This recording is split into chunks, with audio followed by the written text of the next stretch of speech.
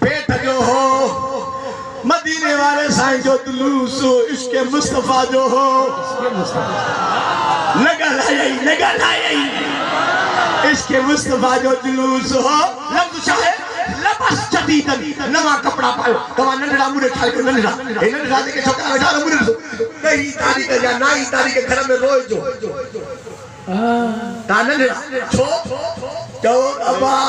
12 तारीख ईद है असा के नवा कपड़ा वठी दे ए वडा चुप थिया त जेड़ो विजो जे घर में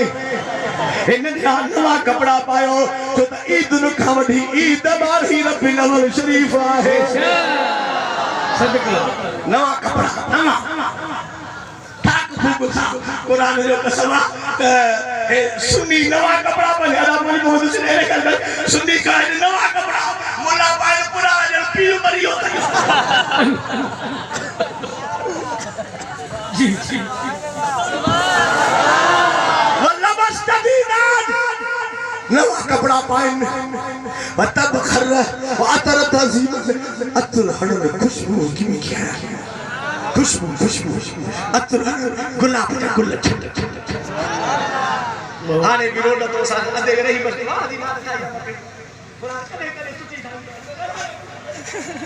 कने सुठी रात खाई दो भली खाई थे गुल मां भी पगला रोड गुल मत वाला साईं तो दियो ला तो दियो थोरो की बस गुल रेटा से मत मरिया से साईं तो अच्छी है साईं अल्लाह अल्लाह ए निशानी हुई ना चुप होती हो है ने सब के बता गुल छटला है किबला मामे हो तो भाई ताको बिगेर मोकल चोरी हो से ताकि न बुधाए मन मोकल न रिवा मावेश जो दुबई मोटी तो ऐसा दोस्त मुझे गाड़ी का आया एयरपोर्ट रे माजे के मदीने में दोस्त गाड़ी का दो गुलाब जो गुल खणी जे गुल छटरी हाने जो आयो तो हथे सकरी आयो तो मां जो मस्त हथे सकरी जो आयो जैसे छा कया मैं जो गुल न पियो खणी जी तने हे तो पन्न पटी अची आ तभी एयरपोर्ट दे बड़ा बिचार पन्न तो पटे जी हां मने दुबई वाले जी मथा गुल न था छट जने अरे कहजे मथा छट बा जेके मदीने वाले साईं का बचड़ा है अल्लाह हक जी सुनी हथ मथे करी जा अल्लाह हे असाजा मुर्शिद करीम हटल जा तो नहीं हे मदीने जा बिस्मिल्लाह हे सैयद मदीने जा तो जेके बिसी दाई ये मदीने जा अरे मुस्तफा सा के तोहफो करे आमीन या भी गाल था रसूल जिसे तो केड़ा मुझे बच्चन जी इज्जत करता केड़ा न था अल्लाह हदीस ना है ने थोड़ा तो जवाब हां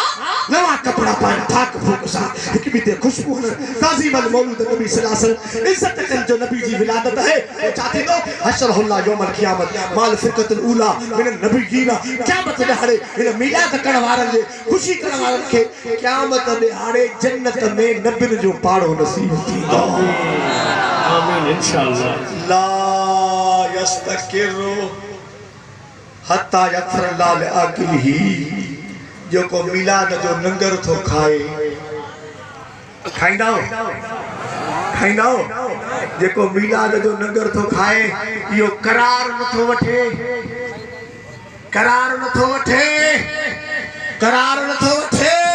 छो रब के अर्ज तो करे मौला बा वली में जो नंगर न है सदके जो न बा रसूल दे खुशी जो नंगर हा ओस ताई करार न वठदो मां जय मां के खाधो आ उन सबनी के बख्शी छडे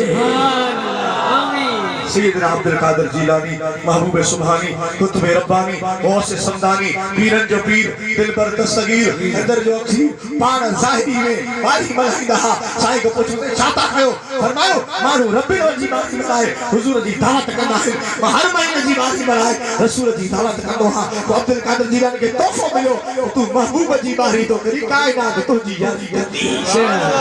असल मुर्शिद करीम कंबर वाला साईं जी मुझा सहरा